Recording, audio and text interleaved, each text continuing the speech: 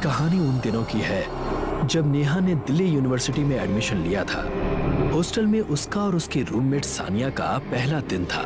उन दोनों के मन में भी रैगिंग का डर बैठा हुआ था। उनके कदम धीरे धीरे उस कमरे की तरफ बढ़ रहे थे जहां सीनियर्स ने उनको बुलाया था। दरवाजा खुलते ही सामने उनके सीनियर्स प्रियंका, विक्की और मनीषा खड़े हुए नजर आए। आओ आओ, वेलकम पापा की परियों। चलो जल्दी से अपना अपना नाम बताओ। मेरा नाम नेहा है और मेरा सानिया। तुम लोग इतना टेंशन मत लो, हम लोग तुमको ऐसा वैसा टास्क नहीं देने वाले जिससे तुमको शर्मिंदगी हो। ये सुनकर वो दोनों एक दूसरे का मुंह ताकने लगी। तुम दोनों का हो गया तो चलो अपने अपने कमरे में पहुंचो। तुम दोनों हमारे साथ आओ, 8वीं मंजिल पर तुम्हारा सरप्राइज छिपा हुआ है। 8वीं मंजिल का नाम सुनकर नेहा और सानिया और ज्यादा डर गए, क्योंकि 8वीं मंजिल पर एक भी कमरा ऐसा नहीं था कि वहां कोई रहता हो। वो सुनसान रहती थी और वहां कोई आता जाता भी नहीं था। मुंह क्या देख रही हो, चलो बाहर निकलो। ना चाहते हुए भी वो दोनों उनके साथ 8वीं मंजिल पर पहुंची। वो उनको एक कमरे में ले गए जहां रोशनी का भी कोई खास इंतजाम नहीं था। प्रियंका ने उन दोनों को चेयर पर बैठाया, फिर उसने टेबल पर 4 मोमबत्तियां लगाई और फिर एक बोर्ड टेबल पर रखा जिस पर आउजा बोर्ड लिखा हुआ था और उसके ऊपर एक गोल शीशा रखा हुआ था। अब आएगा मजा। ध्यान से सुन लो, हम सभी अपने हाथों को थामकर बोर्ड के जरिए आत्माओं से कांटेक्ट करेंगे। आत्मा के आने के बाद चाहे कुछ भी हो जाए, हाथ नहीं छोड़ना है जब तक आत्मा खुद से हमें गुड बाय बोलकर चली ना जाए। कोई उठेगा नहीं, ओके? अगर कोई आत्मा हमारे आसपास है तो हमसे बात करो। तभी कमरे में ठंड बढ़ने लगी और बोर्ड पर रखा गोल शीशा अपने आप खिसककर हेलो पर पहुंच गया। ये देख सभी को थोड़ी हैरानी हुई, लेकिन प्रियंका ने हिम्मत करके अगला सवाल किया। तुम्हारा नाम क्या है? वो शीशा अपने आप अल्फाबेट्स पर घूमने लगा और उनसे मिलकर एक नाम बना, वंदना। अब नेहा के डर का कोई ठिकाना नहीं था। उसने कांपते हुए अपना हाथ छुड़ा लिया। मुझे नहीं खेला ये गेम। ये तुमने क्या किया? हमें उस ईविल को वापस भेजने से पहले हाथ नहीं छोड़ना था। लेकिन मुझे बहुत डर लग रहा है। तभी अचानक से कमरे की लाइट ब्लिंक करने लगी और उनको एक भयानक हंसी सुनाई दी।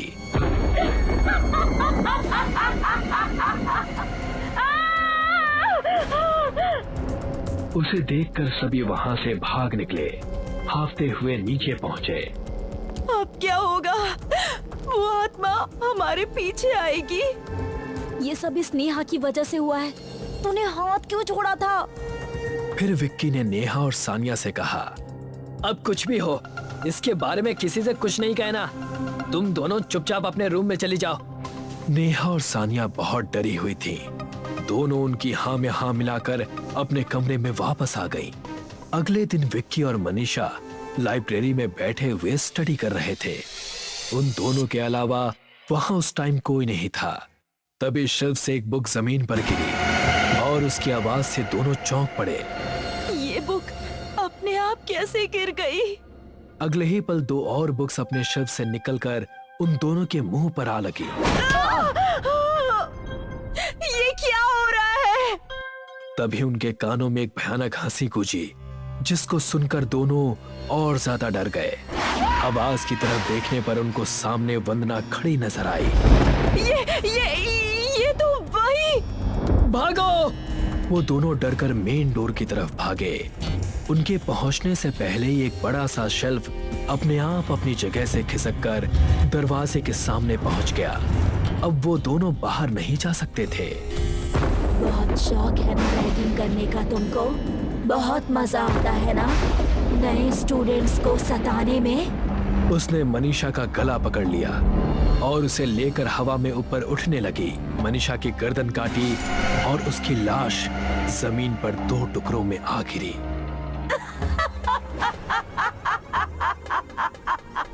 हेल्प! हेल्प! कोई है?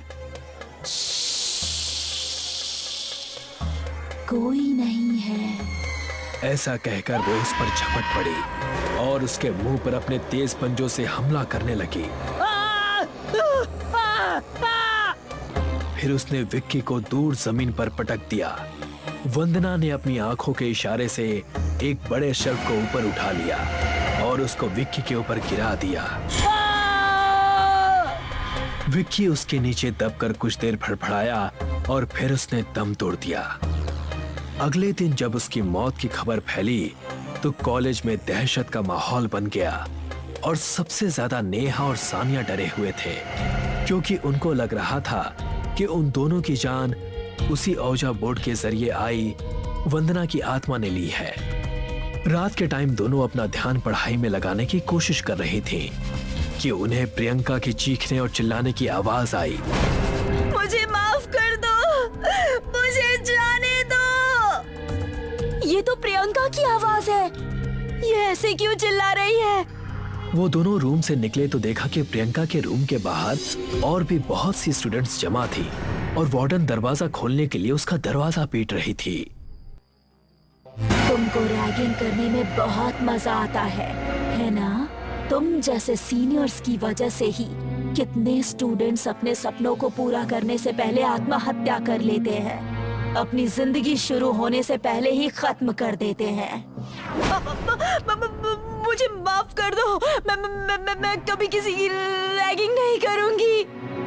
जा, आज तक जितने भी स्टूडेंट्स की रैगिंग की है सबसे माफी मांग। दरवाजा खुल गया और प्रियंका बाहर निकली। अभी तक जितने भी स्टूडेंट्स ने उसकी रैगिंग की थी वो सभी से हाथ जोड़कर माफी मांगने लगी। सभी ये देखकर हैरान थे। तभी उसकी टांग हवा में ऊपर उठ गई और वो अपने आप खिसककर बाहर की तरफ जाने लगी।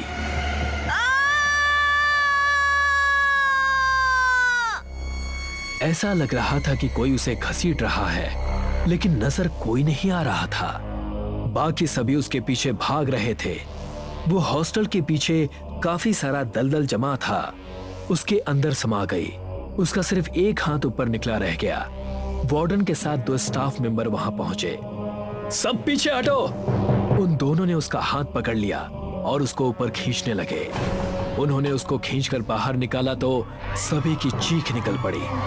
प्रियंका बेहोश थी और उसके पैरों से एक लड़की की लाश लिपटी हुई थी। वार्डन के चेहरे पर खौफ नजर आ रहा था और अगले ही पल वंदना की आत्मा वहां सबके सामने आ खड़ी हुई। मैं कुछ साल पहले यहाँ स्टडी करने के लिए आई थी, लेकिन मेरे सीनियर्स ने मुझे इतना परेशान किया कि मैंने आत्महत्या कर ली। जब इस वार्डन को ये बात पता चली तो हॉस्टल की बदनामी के डर से तो इसने उन्हीं सीनियर्स के साथ मिलकर मेरी लाश को यहाँ दलदल में डुबा दिया। ये सुनकर सभी हैरान रह गए। वंदना की आत्मा ने सबके सामने वार्डन पर हमला किया और उसकी गर्दन तोड़ डाली, फिर हवा में गायब हो गई। शायद अब उसकी आत्मा को शांति मिल चुकी थी। फिर सभी स्टूडेंट्स डरे सहमे हुए अपने कमरे की तरफ चल दिए। नेहा और सानिया भी जब अपने कमरे में पहुंची तो टेबल पर रखी वो चीज देखकर उनका दिल दहल उठा। औजिया बोर्ड उनके टेबल पर रखा हुआ था और उसका शीशा हेलो के चारों तरफ घूम रहा था। एक औरत अंधेरे कमरे में भागते हुए आती है। उसकी नजर कमरे में दूसरे आदमी पर पड़ती है। आदमी ने क्लाउन का मुखौटा पहना हुआ है। हेलो, आप इस सर्कस में काम करते हो क्या? यहाँ सब गड़बड़ है। आपने देखा नीचे क्या हुआ? आप प्लीज पुलिस को फोन करिए।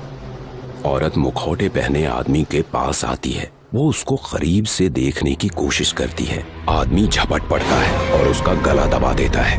नहीं, छोड़ दो मुझे, छोड़ दो। मेरा बेटा, मेरा बच्चा बाहर है। नहीं। एक तो ये लड़की के नखरे और उसके ऊपर ये ट्रैफिक। अच्छा है कि चंद्रेश को पता नहीं। पापा ने ऑनलाइन बुक नहीं किया। 20 रुपया सरचार्ज था टिकट पर, मतलब 60 रुपये तो ऐसे ही चले गए। इससे अच्छा तो वहाँ जल्दी पहुँचकर टिकट्स ले लें। करेक्ट। और अभी टिकट नहीं मिले तो सोच लो चंद्रेश को क्या बोलना है। अभी तो वो सोया है, उठेगा तो देख लेना। अमर गाड़ी आगे लेकर जाता है। वो ट्रैफिक में अटक जाता है। वो गाड़ी की खिड़की खोलकर बाहर देखता है। एक बूढ़ी औरत गाड़ी की खिड़की के अंदर देखती है। कुछ तो दे दे बेटा, तेरे बच्चे खुश रहें। मुंडी बाहर निकाल, गाड़ी के अंदर मुंडी नहीं डालने का, बस चल अब यहाँ से। आवाज सुनकर चंद्रेश उठ जाता है और उस बूढ़ी औरत को देखकर रोने लगता है। मम्मी, मम्मी बचाओ, बचाओ मम्मी। अरे नहीं, कुछ नहीं बेटा, डरो मत। बच्चे को रोते देखकर अमर गुस्से में गाड़ी की खिड़की बंद करता है और आगे ड्राइव कर लेता है। बूढ़ी औरत गाड़ी को जाते हुए देखती है। सर्कस में टिकट वाले अमर को बोलते हैं कि इस शो के टिकट्स अभी नहीं मिल सकते। अरे भाई देखो, मेरे बच्चे को इस सर्कस देखने का बहुत शौक है, जरा देख लो ना भाई प्लीज। टिकट काउंटर वाला अमर की तरफ एक बार देखता है। वो एक पल गहरी सोच में डूब जाता है। रुको, मैं अपने मैनेजर को बुलाता हूँ, शायद वो कुछ कर सकती है। हाँ प्लीज। टिकट वाला मैनेजर के साथ आता है। देखिए, हम समझते हैं कि आपके लड़के को सर्कस देखने का बहुत शौक है, लेकिन इस शो के टिकट्स फुल्ली बुक्ड हैं। हम आपको आज के 11:30 बजे की शो के टिकट दे सकते हैं। 11:30? वो तो बहुत लेट हो जाएगा और फिर डिनर और सबका खर्चा अलग से हो जाएगा। हमारे यहाँ रेस्टोरेंट है, हम कॉम्प्लीमेंट्री डिनर सर्व कर देंगे, डोंट वरी। अच्छा ऐसी बात है, फिर ठीक है, दे दीजिए 3 टिकट्स। ऑफ कोर्स सर, इनको 3 टिकट दे दो। Of course madam. काउंटर वाला अमर को 3 टिकट दे देता है।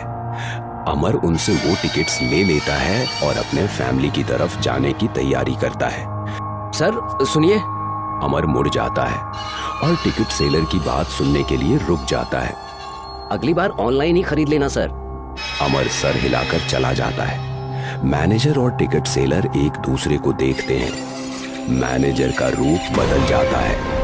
वो वही बुढ़ी औरत है जिसने अमर से भीख मांगी थी। चलो, ये है सीट्स हमारी। चंद्रेश बेटा, चलो आओ। हाँ बैठो। जैसे ही अमर और उसकी फैमिली सीट्स पर बैठते हैं, स्टेज के पर्दे खुल जाते हैं और वही मैनेजर बाहर आती है। Welcome to the most popular circus in the city. आपके लिए आज कई सारे प्रोग्राम्स हैं और उनमें से फर्स्ट है ट्रेपेज आर्टिस्ट। सुजाता, तुम्हें ऐसा नहीं लगता कि वो हमें ही देख रही है? एक ट्रेपेज आर्टिस्ट सर्कस की ऊंचाई से कूदती है और दूसरे उसको पकड़ते हैं। ट्रेपेज आर्टिस्ट अपना डायरेक्शन बदल देते हैं और ऑडियंस की ओर कूदते हैं। अरे ये तो हमारी तरफ कूद रही है, इसे कौन पकड़ेगा? अमर के ये बोलते ही ट्रेपेज आर्टिस्ट उनकी तरफ कूद जाती है।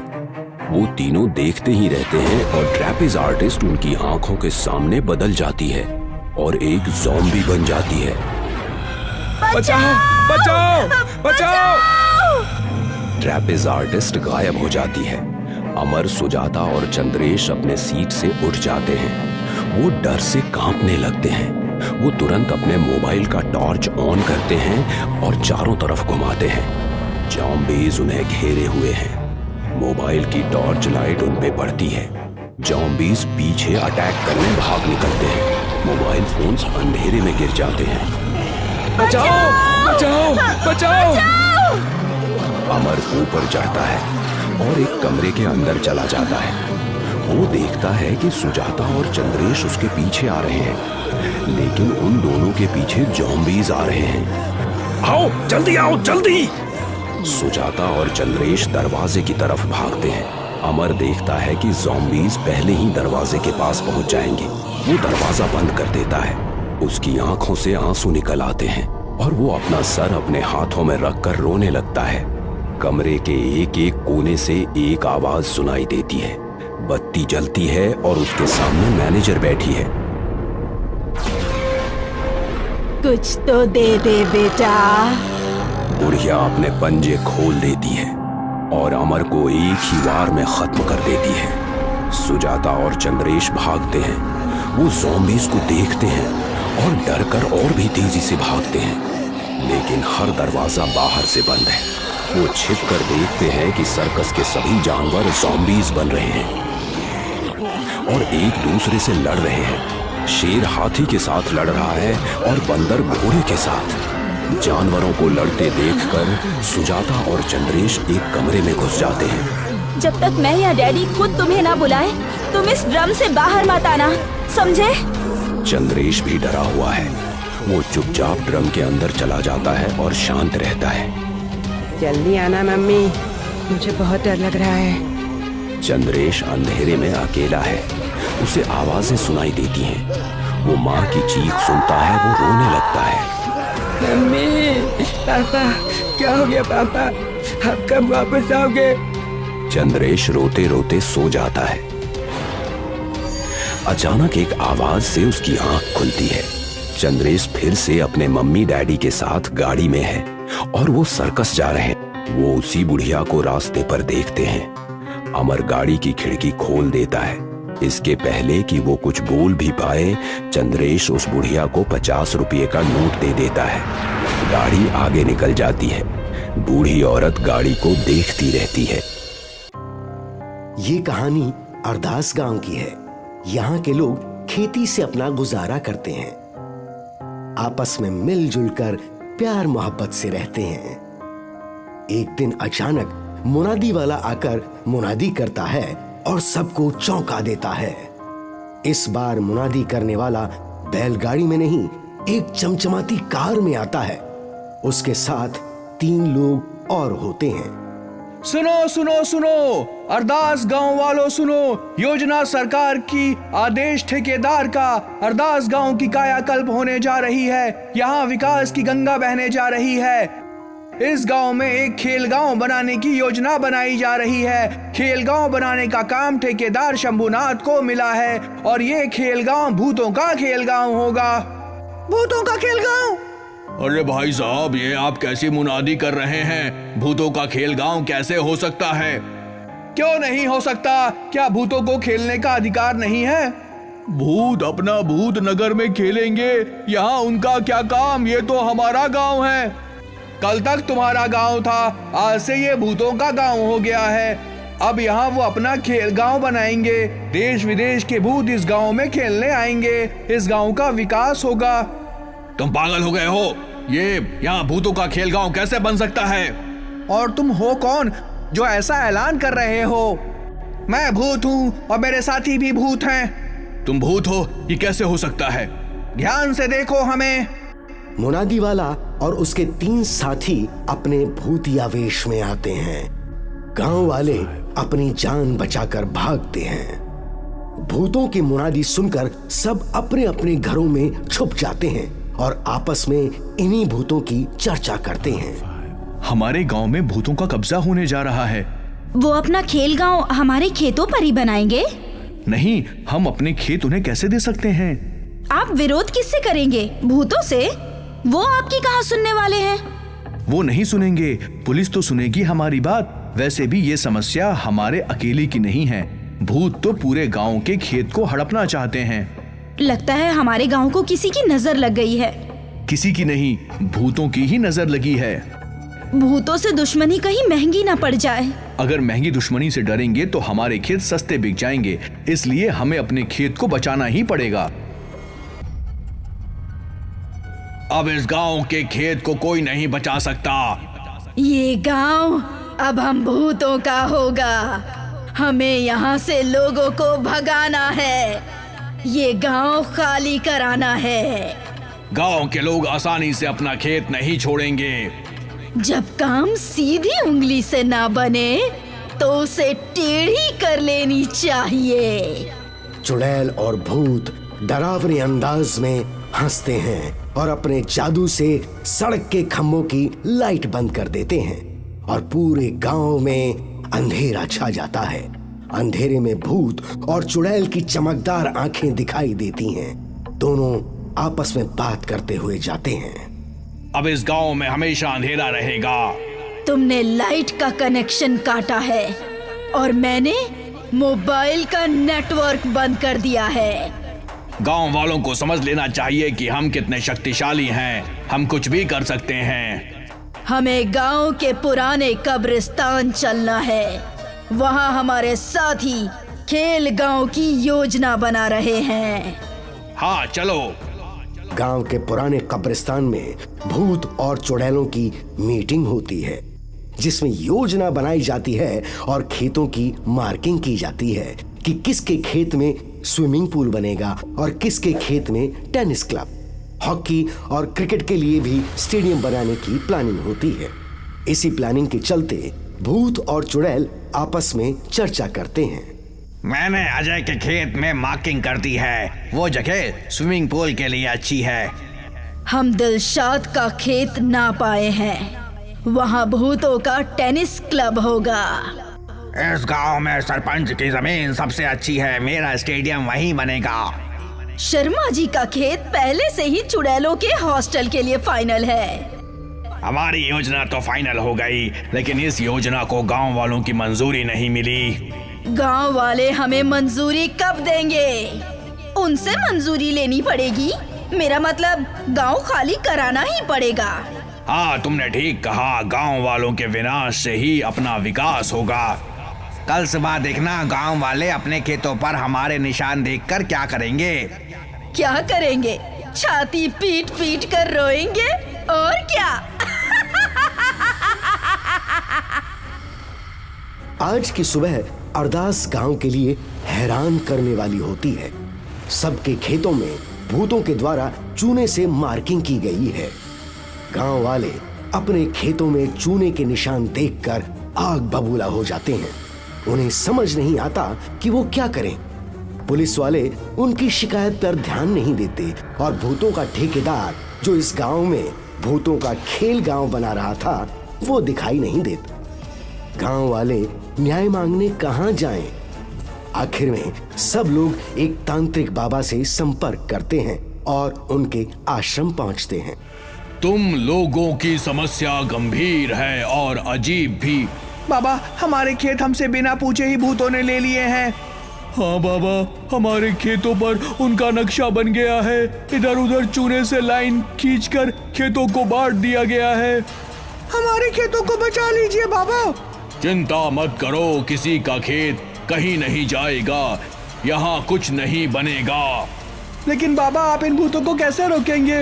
वैद्य बीमारी का इलाज करता है, जड़ी बूटी का नाम नहीं बताता। बाबा, आप सही कह रहे हैं, हम जड़ी बूटी का नाम जानकर क्या करेंगे? हाँ बाबा, आप बताइए हमें इसके लिए क्या करना है। आज की रात, कल रात भी तुम्हारे गांव में निशान लगाने के लिए भूत आएंगे। तुम लोग अनजान बनकर चुपचाप तमाशा देखना, बाकी जो करना है वो हम करेंगे। रात होते ही भूत और चुड़ैल अरदास गांव आते हैं। खाली पड़े खेतों को देखकर खुश होते हैं और आपस में चर्चा करते हैं। आज हमारा काम पूरा हो जाएगा। कल से विधिवत पूजा के बाद खेल गांव की बिल्डिंग बनना शुरू हो जाएगी। हम भूतों के सपनों का खेल गांव, जहां हमारे बच्चे खेलने आएंगे। हम यहाँ सपना देखने नहीं, काम करने आए हैं। चलो, सामने वाले खेत में निशाना लगाना है। चारों भूत उस खेत की तरफ जाते हैं कि अचानक उस खेत की मिट्टी धंस जाती है। वहां एक बड़ा सा गड्ढा हो जाता है। भूत और चुड़ैल उस गहरे गड्ढे में गिर जाते हैं। तभी उन पर लोगों का शोर और मशालों की रोशनी दिखाई देती है। गांव वाले हाथ में मशाल लिए तांत्रिक बाबा के साथ वहां आते हैं। सब लोग उस गड्ढे की घेराबंदी कर लेते हैं। तुम्हारे खेल गांव का खेल खत्म हुआ। अब इस गड्ढे में ही तुम चारों की चिता बनेगी। तांत्रिक, तुम्हारी धमकी से हम डरने वाले नहीं हैं। हम चुड़ैलों को मारना असंभव है। हमारी दिव्य शक्ति असंभव को संभव बना देती है। अभी देखना हम तुम्हें कैसे भस्म करते हैं। बाबा, इन भूतों से ये तो पूछ लो कि हमारे गांव में ऐसा क्यों कर रहे थे। इसके पीछे किसका हाथ है, किसकी साजिश है? बताओ, ये खेल किसका है? तांत्रिक, खेल गांव की योजना हम भूतों की है, इसमें किसी का षड्यंत्र नहीं। तांत्रिक, तुम तो जानते हो कि मरने के बाद भी भूतों के पास जीवन होता है, और जहाँ जीवन होता है वहाँ खेल कूद की इच्छाएं भी होती हैं। आदमियों की बढ़ती जनसंख्या ने भूतों के खेलने के लिए कोई जगह नहीं छोड़ी। जब इंसानों ने भूतों की जगह छीन ली तो भूत भी इंसानों की जगह छीन रहे हैं। यही भूतों का नियम है। हम तुम्हारा ये नियम बदल देंगे। आज के बाद तुम लोग मकान, दुकान और खेत वीरान नहीं करोगे। तांत्रिक, याद रखो, अगर हमें नुकसान हुआ तो हम पूरा गांव उजाड़ देंगे। ओम ऐं ह्रीं क्लीं चामुंडाय विच्चे, ओम ऐं ह्रीं क्लीं चामुंडाय विच्चे। तांत्रिक बाबा काली मंत्र का जाप करते हुए उस गड्ढे का चक्कर लगाता है। इससे गड्ढे के चारों तरफ आग लग जाती है। आग गड्ढे के अंदर तक पहुंचती है। भूतों की चीख पुकार सुनाई देती है। तांत्रिक बाबा मिट्टी उठाकर गड्ढे में फेंकता है। एक जोरदार धमाका होता है और चारों भूतों का सर्वनाश हो जाता है। गांव वाले तांत्रिक बाबा की जय जयकार करते हुए उसके पास आते हैं। तांत्रिक बाबा की जय! तांत्रिक बाबा की जय! तांत्रिक बाबा की जय! कल अरदास गांव में सत्यनारायण की पूजा होगी, यज्ञ होगा और अभिमंत्रित जल से गांव के सभी खेतों का शुद्धिकरण करेंगे। गांव वाले तांत्रिक बाबा के साथ अपने अपने खेतों का शुद्धिकरण करते हैं और खेती के काम में लग जाते हैं।